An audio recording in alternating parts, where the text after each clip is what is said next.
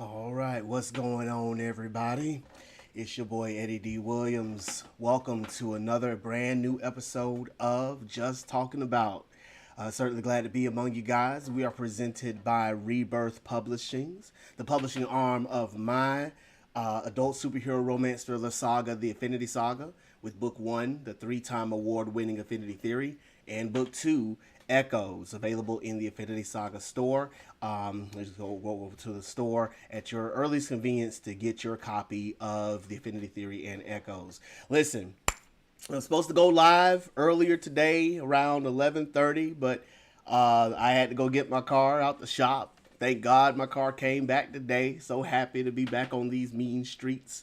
But certainly, again, did not want to go today without being able to go live, and an opportunity presented itself for me to do that. So here we are, going back live once again to be able to share with you the things that are going on in my mind here on the Just Talking About podcast. Today, we got three things that I want to talk about. We may get through two of them, but definitely want to try to get through all three if we have the time today. We want to talk about Tasha Cobbs and the invitation to go and perform a worship experience as at the Kennedy Center, and some of the backlash that some people have given her, and she ain't sung not a note yet. We also want to talk about my word of the year, perspective, and some of the things that I have just been gaining from that word in particular over the course of this past year, and just want to share some insights with you guys. And lastly, we're going to be talking about setting goals. I've been talking to a lot of people lately about how can I move forward with the things that I want to do, the things I'm trying to get into with my life, and the things I want to move forward in some of the projects that I have going on with me. And so I want to talk about how to set goals in a way that allows you to propel to your future. And so those are the things we're going to be talking about on this episode of Just Talking About with your boy Eddie D, right here on the various social media platforms presented by Rebirth Publishings. So let's get into it. Tasha Cobbs is under fire once again. After having accepted the invitation from the Kennedy Center to perform in a worship experience that is part of their presentation of a movie that's coming out, a documentary that's coming out in regards to I think it's called the Revival Generation, the Revival Generation. And so some people within the black community had a whole attitude about that. The black church community in particular had a whole attitude about that. One person in particular, and not gonna out him because I don't know him like that. I don't like outing people like that. But the person basically said, I keep side-eyeing these gospel artists because it's almost as if they think what is going on in America is a joke. No solidarity, no active resistance, no real concern with what really matters in this climate. This is why I was annoyed with Todd Delaney and why this equally annoys me. Tasha Cobb lives in South Carolina, one of the reddest states in these disputed states of America. She should know better. I'm really starting to hate this church, not to be confused with the church. And up underneath is a picture of Tasha Cobbs on the Kennedy Center saying that they're thrilled to announce that one of gospel music's most compelling voices, Tasha Cobbs Leonard, will be leading worship on August 27th, that's tomorrow, for the premiere of the Revival Generation. So I naturally jumped into these DMs, into this thread, because I was confused. I kind of understood what was going on, but I like to get the clarity. And so I went and asked. I said, this isn't the Kennedy Center Awards what our president has co-opted. This is a whole separate thing that has nothing to do with him. I'm confused. And so the person then responded to me saying he didn't co-opt an event. He took over the entire building and he replaced several board members with loyalists. He's even spouting that he's going to change the name. And so I said, I didn't know that it ran that deep. So is that same board then putting this event together too? And so other people said the same thing, that he appointed himself. One person got real super snappy with me and said something to the effect of, study to show yourself approved. Maybe if you would study, then you wouldn't be confused. And so I asked the question: when we say we love Jesus and will go wherever He sends us, does this include places where contrarian politics and authoritarian rule reign? And again, this person got so upset with me about that, and said some other things that I'm not going to repeat on here. But the fact of the matter still remains that, you have people who are so upset with Tasha Cobbs over going to the Kennedy Center to perform her songs in a praise and worship moment for the premiere of this movie named The Revival Generation. Now, mind you, they do have, Ben Carson going too, which is kind of questionable a little bit, but his religion is his religion. And you also have, again, it's about the movie and the fact that you have this Unite Us movement that started on this school campus, and has led thousands of people to Christ. So the reason why I brought this up is because we find ourselves once again in a situation where if you're not for me, you are against me. If you don't resist the powers that be the way that I resist the powers that be, then you are not aligned with me at all. I remember when we had the 2020 election, and you had all the things that were happening during that time, and you had people that were resisting, you had people that were fighting, you had people that were doing all these different things in an attempt to try to make their voices be heard. And I recall having a conversation with some of my friends and saying that not everybody has to resist the same way you resist to be a part of the resistance.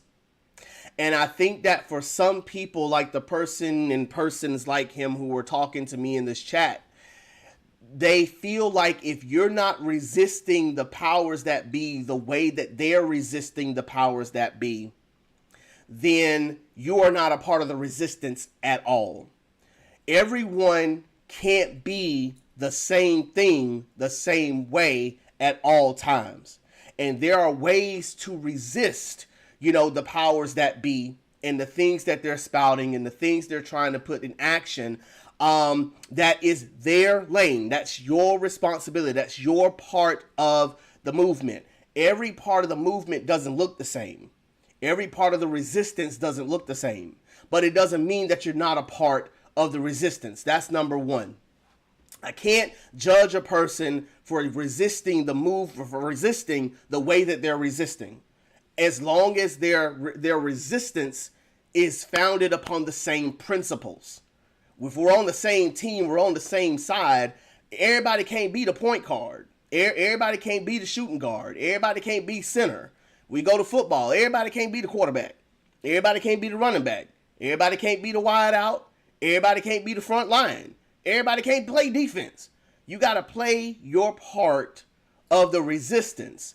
But far too often, we get frustrated with people who don't resist the way that we do, who don't fight the way that we do, who don't join the movement the way that we're joining the movement. So we call them sellouts, and we call them, oh, you ain't down with us, and things of that nature, simply because they're not willing to put their lives on the line the way that you are. It doesn't mean that they're not a part of the resistance. It just means that not everybody has to play the part of the same part in the resistance at the same time. That's number one. Number two, Tasha Cobbs is a gospel singing artist. Her bread and butter, what she does is she sings for the Lord. Now, because the president's name is attached to the Kennedy Center now by his own self-approval, it does seem weird, right? That you would then want to be a part of something that his name is clearly attached to because he put it on there. But at the same time, we as the believers, I'm talking to the believers in the house now. We as the believers, we are told and taught on repeat that when an opportunity presents itself to give the gospel to somebody, we don't just push that opportunity away. even if it's an invitation that's been given to us by one of the most diabolical people on the planet, we still have to weigh and measure, is this an opportunity for the gospel to be preached, for the word to be given? And so I don't know who's a part of Tasha Cobbs' team. I don't know who she had around her. But if it were me and I were in her position, I would see this as an opportunity. They may never invite me back to the Kennedy Center again.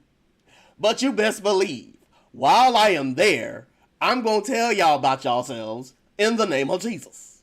Because at the end of the day, an invitation has been given. And we would not squander an opportunity to give someone what we believe is the cure for all our ails. The cure for all our ails. If I'm Tasha Cobbs, and, I've been singing Break Every Chain, For Your Glory, all these other songs, Gracefully Broken, all these songs I've been singing for years. I'm given an invitation to go and sing these songs to these people at the Kennedy Center. Is it possible that maybe, just maybe, somebody's soul might be saved in the midst of that?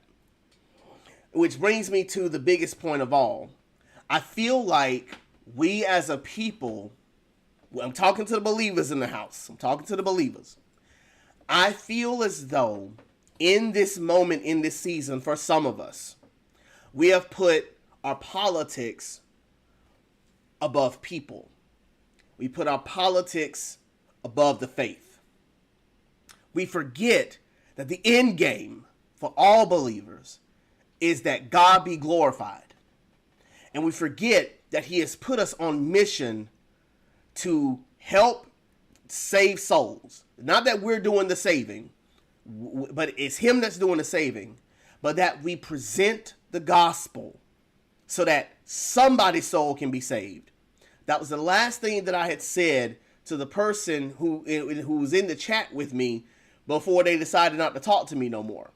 I said, is not the end game for us the glory of God? Why is it that we're putting politic over the mission? We're putting what we feel over the mission. Because the mission is to save souls. The mission is not to eradicate one regime and put in another. Regimes fall and rise all the time. The end game is not to show them. No, that's not the end game. The end game is the salvation of souls. Now, it does not mean that we are oblivious to what's happening.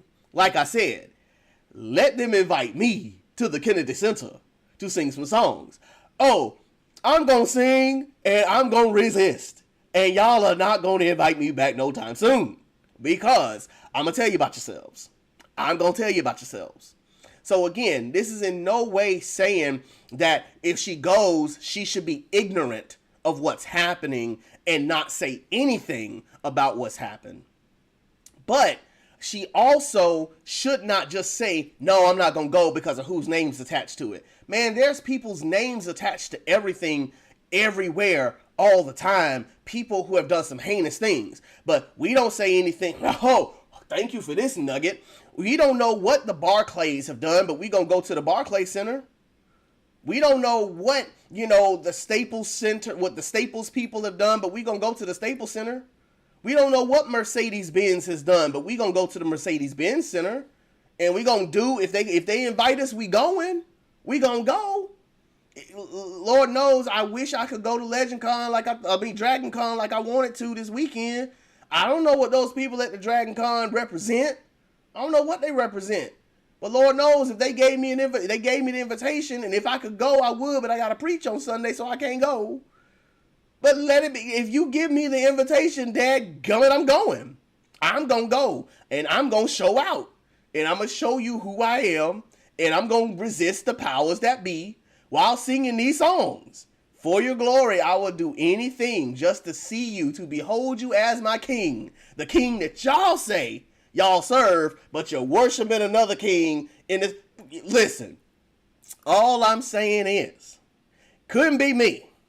Because if you invite your boy, oh, we going to sing some songs, but we going to speak truth to power at the same time. Now, I don't know if Tasha Cobbs is going to do that, but I think it would be an opportunity for her to do something like that. But again, to outright say no, I think would be a missed opportunity. Having said that, though, if she said no, I would not have any qualms with that either.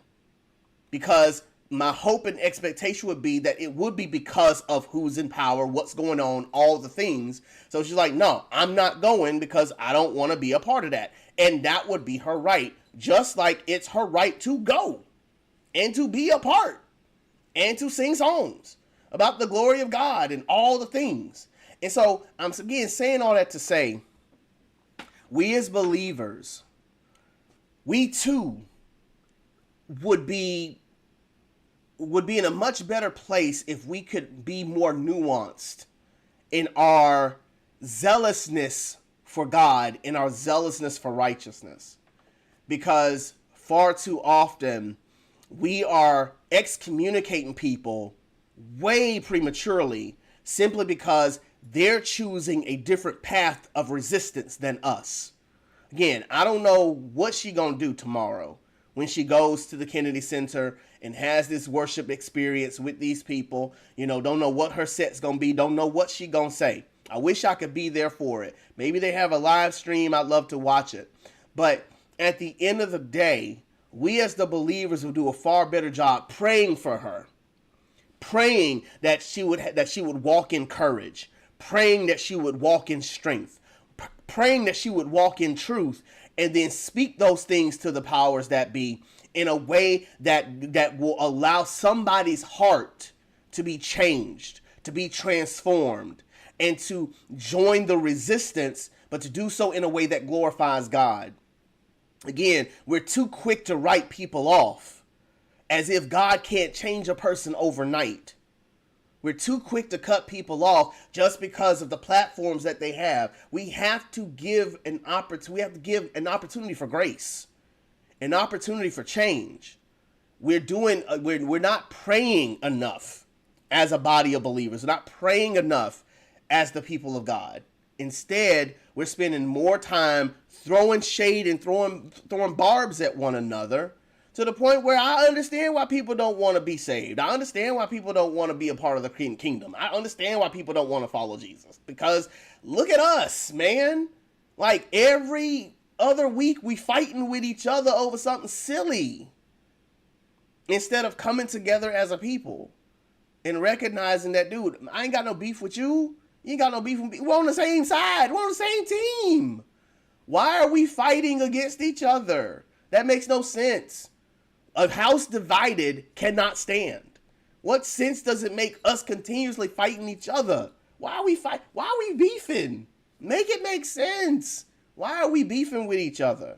Because again, if one person, and this is the part that always makes me smile.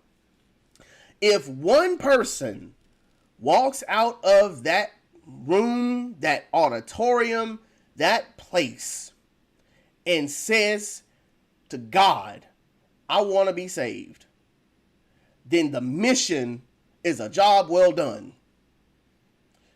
Even if it doesn't work out like that, if God be glorified through what we've done in this place, then he gets the glory.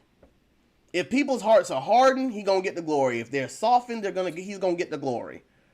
But at the end of the day, it's not the mission to glorify God so that somebody's soul may say, I yield. Is that not the end game for us as the believers?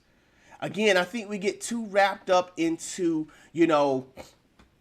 our politics to where we miss the mission. And we want so badly for people to fight the same way we're fighting and to resist the same way that we're resisting, when in fact there are multiple paths to the same goal. Just like there's many members but one body, there are multiple paths to the same goal. So why are we upset with Tasha Cobbs for having accepted the invitation to go to the Kennedy Center to sing about the Lord? Should we not be happy about that? Should we not be rejoicing in that? Should we not be grateful about that? Because here's why I say that. Because I know somebody's soul has gotten saved off of Break Every Chain. I know somebody's soul's gotten saved off of For Your Glory. I know somebody's soul's gotten saved off of Gracefully Broken. So it's not like she's not singing the gospel. So should we not be celebrating and praying that she go into that space and sing to the glory of God, and somebody hear the sounds, the gospel melodic coming out of her, and say, I want to be a part of the kingdom? I think for a lot of us, the kingdom has become such a faint reward that we would much rather have peace on earth than peace with him. I think for a lot of us, we think of heaven to be such this faint thing that we spend more time trying to manufacture heaven on earth rather than accepting the heaven that God is in our own hearts. And as a result of that, we spend so much time tearing our own soldiers down, tearing our own people down, rather than lifting them up in prayer, lifting them up in encouragement, and praying that they're able to do what God has called them to do in those spaces. And so again, I just solicit that maybe, just maybe, God appointed Tasha Cobbs for such a time as this. And so I would hope and pray that we would encourage her and pray for her as she embarks on this opportunity tomorrow and doesn't cower in the face of fear, but speaks truth to power and does exactly what she has been called to do in that space. You are watching and listening to the Just Talking About podcast with your boy Eddie D. Williams, presented by Rebirth Publishings, the publishing arm of my adult superhero romance thriller saga, The Affinity Saga, with book 1, the 3-time award-winning Affinity Theory, and book 2, Echoes. You can find both of those books in the Affinity Saga store by going over to the bio and following the instructions in the bio to discover the world of Yuri City and Malcolm, Simone, and their superpowered teammates as they have come together to take down maniacal forces of darkness and rogue political factions in both books 1 and 2 of the Affinity Saga. So I encourage you to go over to the bio and follow the instructions in the bio to receive your copies of the Affinity Theory and Echoes right now in the Affinity Saga store. Again, you are watching and listening to the Just Talking About podcast with your boy Eddie D right here on the various platforms of social media as well as Spotify and Apple Podcasts. And we do appreciate y'all so much for taking the time out of your day to listen to me blather on about whatever is on my mind. Speaking of what's on my mind, all year, my word of the year has been perspective. Perspective. Turning 40, man, turning 40 did something to me. I don't know what it is. I call it going over the hump. I don't know. But it's something about turning 40 this year, man. It just brought a lot of things into perspective for me. Body's not as strong as it used to be. Aching in places that I didn't know existed. Get a lot tireder than I used to and things like that. And, you know, drinking coffee a lot more than I ever have because I never used to drink coffee. And, you know, watching my babies grow up. My wife and I, you know, 17 years deep into our marriage, and watching our babies grow up and watching them grow and just do all the things they're doing. It's just brought a lot of perspective to me. I never imagined life would be as it is with all the things that are going on with me and my walk, my wife's walk, my kids' walk, being able to establish, and maintain healthy relationships with my extended family, my mom, my dad, working the job that I work. It's just brought a lot of perspective to things for me. And I realized that a lot of things that I was majoring on in my 20s and 30s, man, if I knew then what I know now, I probably would have wilded out a little bit more because I took life way too seriously in my 20s and 30s. I realized this year particularly, that life is short and long at the same time. Life is short and long at the same time. We got time to do the things that we want to do. We trying to do everything as fast as we can because we don't know what tomorrow's going to bring. But life is short and long at the same time. And the perspective has really shifted my thinking and helping me to understand that we got to keep the things that are major, and the things that are minor, make them minor. We are too wrapped up into a lot of things that really ain't that serious. It ain't that deep. I told y'all last week about the person who got offended because Nadia Cole-Ford put an owl on her social media page. Like, we spend so much energy on things that do not matter in the grand scheme of things. We put so much energy into these minor things, these minor first world things that, I understand to a greater degree when people talk about, man, there are people that are suffering far worse than you could ever imagine in other places. What are we complaining about? And then again, this isn't a referendum on, our political system because it is trash and #resist. But again, that too, majoring on minors. Like, we spend so much energy and time on things that do not matter. And then we look back and wonder, why was I so hung up on this? Why was I such a wreck about that? Why did I spend so much energy in this direction, dealing with this thing, messing with this thing, bothered with this thing? Why did this mess with me so much? And we spend so much time worrying about all these other things that life will end up passing us by. My wife often told me, she don't really say this much anymore because I've kind of taken them from her. But she used to tell me all the time, dude, cherish these moments. You're not going to get them back. Cherish the times that we get to spend with our daughters. We're not going to get this time back. When they get grown, they get gone. We're not going to get this time back.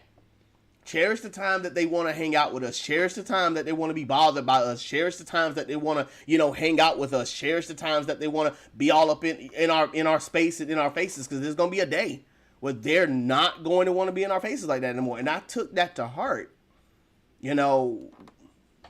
We don't know what tomorrow's going to bring, but we spend so much energy and time on things that do not matter.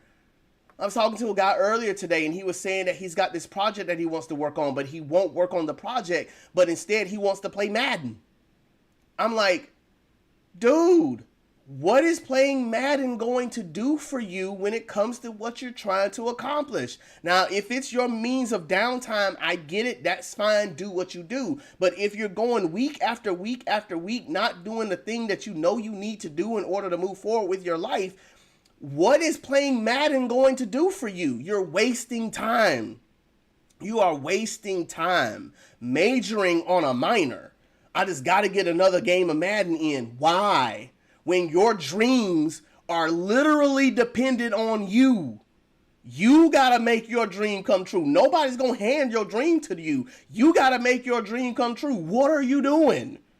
Majoring on the minors. I just got to get another game in. I just got to play another hour. Why? Why do you need to do that? Majoring on the minors. And so again, This word perspective has meant so much to me this year because it's really shown me, dude, the energy that you're spending on things, you need to check that. Why are you spending so much energy on this? I had to check myself because I'm a good keyboard warrior when I want to be. And I had to check myself on that because I'm like, dude, you're spending 2 hours arguing with people who have zero relational equity with you. Why? Why are you doing that? Why are you spending your energy trying to get somebody who you know ain't finna agree with you about anything you talking about? Why are you wasting energy on this person? You're majoring on a minor now. You all upset now. You can't talk halfway to your wife. Can't talk halfway to your kids because you're so steamed about whatever it was this person just clapped back at you with. Who cares? This person is not connected to you in any way, shape, or form except for this comment under a thread. Why are you wasting energy on that? And so again, perspective. What are you spending your energy on? What are you spending your time on? What is it that you value so much that's in the way of what you're trying to do with your life? What is in the way of you enjoying the life that you have? Seeing things that are going on around you and just basking in that. What are you so locked in on and so focused on that you can't see? Talking to this other dude the other week, and he was talking about how things just seem so bad in this one little pocket of area of his life. And I said, the reason why things seem so bad is because that's all you focus on. Bro, you got 98% of your life going great, but you're only focused on the 2%. Why are you so focused on the 2%? And again, everybody's 2% is different, so this isn't a referendum on if you got something serious going on, you need to go handle it. But again, everybody... Sylvester said, I agree, but I still need to drag a fool in the comments every now and then. It keeps me balanced. Listen, all I'm saying is, pick and choose your battles. Because listen, I'm all for a good little fight every now and then too. But again, it's a matter of perspective. If me, then what I'm saying is, if I'm so fixated on getting my lick back that it's now affecting my house, nah, bro, we gotta do something about that. But again, it's not just about clapping back in some comments, even though I love a good clapback. It's also about just recognizing that sometimes we can major on the minor things and it makes us overlook the big things. Because again, this dude, 98% of your life is going great. You so focused on this 2% that's going wrong and thinking your whole world's come to an end. Bro, the only person thinking that is you. You got to get underneath that. Why are you feeling that way? Why you feel like that? 98% of your life is going amazing. This 2% you focused on, it's just a blip. Why are you pouring so much energy into the 2%? What is that 2% going to do for you? What is that really going to do for you? And so again, I'm saying all that to say, in my grandpa way,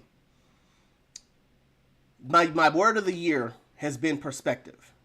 And it really has given me an opportunity to kind of take a step back at everything and recognize what's important and to make sure that I keep the main things, prioritizing what matters the most and not letting those things fall to the wayside in favor of something that doesn't matter in the grand scheme. Again, if it matters, that's one thing, but if it's not even a part of your priorities list, why are we giving it priority energy? Woo! If it's not a part of your priority list, why are you giving it priority energy? D said, I don't have time for people. I clap back in my mind. That's what I'm saying. Again, some of these people don't even have any relational equity with us. This ain't my brother. This ain't my sister. This ain't a church member. This ain't my wife. This ain't my kids. Why am I giving these people priority energy? They ain't even a priority in my mind. They're not even a priority in my life. Why am I giving them priority energy? And so again, I say all that to say and to encourage us today take a step back for a moment and ask yourself the question, what are the things that matter the most to me? And how much energy am I giving to these things? Do the things that I'm giving all this energy to, in the grand scheme of my life, in the grand scheme of the things that I'm trying to do with myself, do they really matter? Or am I giving priority energy to things that aren't even on the priority list? You're watching and listening to the Just Talking About podcast with your boy Eddie D right here on the various platforms of social media as well as Spotify and Apple Podcasts. We are presented by Rebirth Publishings, my publishing arm of the 3-time award-winning Affinity Theory, and Echoes, books 1 and 2 of the Affinity Saga. You can check out both those books by going to the Affinity Saga store. Or by checking out the bio in which you can get that information as well and secure your copies of my books, The Affinity Theory and Echoes, my adult superhero romance thriller saga. You're going to have such an amazing time with those books. I promise you, you're going to come back to my DMs talking about I need book 3 once you have finished reading these books. And so I encourage one and all to check us out there at the Affinity Saga store. Again, you are listening to and watching the Just Talking About podcast with your boy Eddie D, where I'm just here spitting truth about whatever it is that's on my mind. The final thing that's on my mind today is kind of an extension of what I just got done talking about, in that I want to help you all to set better goals for yourself. A lot of my clients who see me, they talk about wanting to do things that they would love to do, want to be a part of, trying to change the trajectory of their lives, trying to secure more money, all those sorts of things. And so I tell them, you know, what you want to be thinking about is, what is it that you like to do? What is it that you want to do? And how do you go about making that happen? Now, I ain't gonna lie. I rip everything that I'm about to tell you from a book called Atomic Habits by James Clear. I did not write this book. I'm ripping it from here because the man was a genius. So I encourage you, if you haven't gotten a copy of Atomic Habits by James Clear, go get you a copy. I'm not here to try to promote his book or nothing like that, but I'm telling you, the man was a genius, because what he basically told us was the reason why we don't complete our goals is because our goals are too big. If we were to set smaller goals and make them achievable, we would end up doing all the things that we want to do and then some much faster than we think we would if we would just make our goals achievable and replicable. So, one of the things that he said that we need to do is we got to figure out, first of all, what is it that we want to do? Who is it that we envision ourselves being? And so, what is it that you're envisioning yourself as? What do you see yourself being, 2 years from now, 3 years from now, 5 years from now? What is it that you're trying to do? And once you figure out what that is, you then need to ask yourself a follow-up question that says, what do those type of people do? What do those type of people do? So, if I'm a writer, what do writers do? Write. Seems simple enough, right? So, once we understand and unpack what that thing is that those people do, I want to be healthy. What do healthy people do? They eat right, they exercise, get good sleep. Now I have these realistic things that can then help me to start setting realistic goals for myself, to put myself in a position to be the person that I envision myself being. With me, again, talking about writing, writers write. Writers read. Writers edit. Writers, devour content. Writers allow their imaginations to run wild. Writers plan, they plot, they scheme, they put things together, they figure out how to make this say this, they figure out how to use their imaginations to speak truth. All these different things that writers do. And so in the midst of that, I started paring down, what can I do to make that, all these things that writers do, something easy and achievable for me to do. And so when I distilled it all down, and let me make sure I say this, There was a person who I wish I could go find the video. Probably could find it if I go looking for it hard enough. This lady basically said, here is what you need to do in order to write your book. Write. And that's the end of the video. Once she said that, and I sat there and I looked at the side-eyed, but she was right. So I said, using the blueprint that James Clear gives us in Atomic Habits, I made my goal very simple. Every day, for 5 minutes, do something book-related. Again, being a self-published author, I don't just write. I'm also doing all the other things too. So, I got to edit. I got to, do the book cover. I got to do the marketing. There's all these different things, all these different components that come with being an author, an independent author. Not that traditionals don't do it themselves, do stuff too, but they got the luxury of having a whole team backing them to do all the other stuff. So, for me, I got to do all the stuff. So, rather than chaining myself to a desk and just writing, I instead made it all encompassing. So every day for 5 minutes, I'm doing something book related. Whether that's writing, editing, book cover design, marketing, TikTok videos, whatever it is. Even so much as research. So if I'm watching a show or watching a movie, thinking about a plot, journaling down little quips and sayings that I want my people to say at some point in a book, listening to music, creating playlists, playing those lists in my head, taking a break from things, going for a walk, letting my imagination, all these different things are components to every day for 5 minutes, do something book related. I tell everybody, I didn't expect the Affinity Theory to come out until 2027. I'd given myself a good 5-6 years before the first book was going to come out. I didn't think I'd be ready by then. When we got to September 2024, in fact, I was talking to my auntie, A.A. Lewis, and was talking to her about, what my book was about and where we're going and all the sort of things. We're getting ready to launch it in November. She said, bro, what are you waiting on? Your book is ready now. Go on your platforms and make your book available now. You're wasting time. You have done everything you can do with this book. Release it. Again, 2024. I started in 2021. I didn't think it was going to be ready till 2027. But the book was already ready in June of 2024. And I was just sitting on nerves. Is it really ready? Is it really ready? October 2024, we released the book.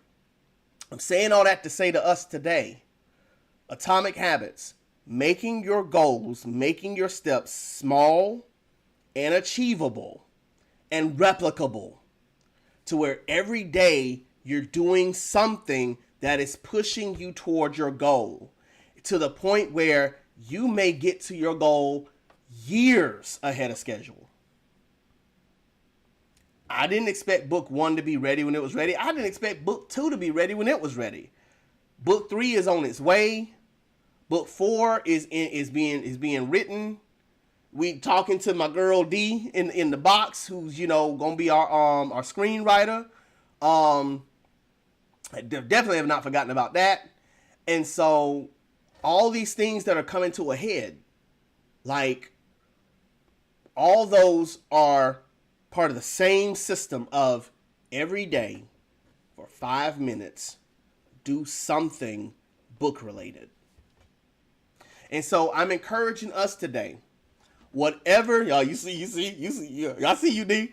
And so I'm saying all that to say, whatever your big idea is, because I tell everybody all the time, my big idea, I want the theme parks. I want the major TV show 9-season deals. I want the merch. I want the theme parks, right? All of that started Every day, 5 minutes, do something book related. Every day, 5 minutes, do something book related. And so, whatever your big idea is, you want to distill it down to its simplest goal and make that goal the thing that you do every day on the path of becoming the person you want to be. Sometimes we get in our own way because our goals are simply too big. And so rather than focusing on the big goal, the big end game, we got to focus on what we can do today. What can you do today to get yourself closer to where you want to be? And let that thing be the thing you focus on every single day. Don't try to become the big thing today. Major success does not happen overnight. It's little bitty steps that we repeat over and over again on the path to becoming the persons that we want to be. So whatever that is, whatever that big idea is, distill it down to its simplest block, to its simplest step. And in doing so, watch as you start to become the person that you feel you are meant to be. But not because you're stretching so far to become that person, but instead because one day, one moment, one little bitty goal at a time, you are making the steps to get to where you want to be. Think about it like this. Every mountain that's ever been scaled was scaled not because a person started from zero and got to one. No, it was one step at a time. If you focus on putting one foot in front of the other, one step at a time, I promise you, before you know it, you're going to look back and see how far you've come en route to where you're wanting to be. I want to thank y'all so much for spending some time with your boy on today as we've been on this podcast. I'm really grateful for the opportunity, as always, to speak a little bit of what's on my mind with you all. I'm just really happy to be on today. I didn't think I'd get a chance to get on here today, but I do appreciate y'all so much for taking the time to listen to me. We're going to get this packaged up and we'll have it ready for you all to listen to on Thursday. So if you missed any part of this podcast, this episode will be available on Thursday on Spotify and on Apple Podcasts. But again, we are certainly grateful to each and every one of you who have thought it not robbery to spend a little bit of time with your boys. I just ramble on about the things that are on my mind. I'm just grateful. We are again sponsored by Rebirth Publishings, the publishing arm of my adult superhero romance thriller saga, The Affinity Saga, with Book 1, The Affinity Theory, and Book 2, Echoes. You can go into the Affinity Saga store to check those books out. But again, I thank y'all so much for spending some time on the Just Talking About podcast with your boy Eddie D right here on the various platforms of social media. As I always say, if you can't see the good, be the good. I love you guys. Peace out, homies.